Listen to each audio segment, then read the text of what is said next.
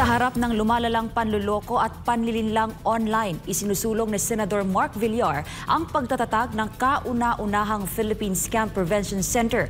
Layunin nitong bigyang proteksyon ng mga Pilipino laban sa mga scammer at palakasin ang seguridad ng bansa sa online platforms. Si Troy Gomez magbabalita. Bahagi ng top 10 priority bill sa ika-20 Kongreso ni Senador Mark Villar ang panukalang Philippine Scam Prevention Center o PSPC bilang isang one-stop shop para sa lahat ng scam-related na tanong, reklamo at mga issue. Ang center na ito ay magiging pangunahing ahensya ng pamahalaan sa pagtugon sa mga kaso ng digital fraud at online financial scams. Simula pa noong 19th Congress, aktibo na si Villar sa pagsusulong ng mga batas laban sa scammers, kabilang ang matagumpay na pagpasa ng Anti-Financial Account Scamming Act o AFASA.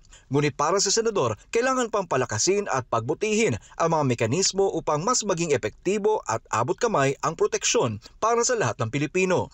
Ang PSPC ay ilalagay sa ilalim ng Cybercrime Investigation and Coordinating Center at inaasahang magiging katuwang nito ang mga ahensya gaya ng Department of Trade and Industry, Bangko Sentral ng Pilipinas, National Telecommunications Commission, National Privacy Commission, gayon din ang mga institusyong pinansyal, kumpanya ng telekomunikasyon, online marketplaces at fintech companies. Magkakaroon din ng mga regional at local offices ang PSPC upang agad na maaksyonan ang mga kaso sa iba't ibang panig ng bansa. Katuwang ito ng mga biktima sa paghahain ng kaso sa ilalim ng Anti-Financial Account Scamming Act at Cybercrime Prevention Act. Tiwala naman si Villar na ang panukalang ito ay mahalaga sa pagpapatatag ng digital economy ng bansa habang pinoprotektahan ang bawat Pilipino mula sa mga online scammers.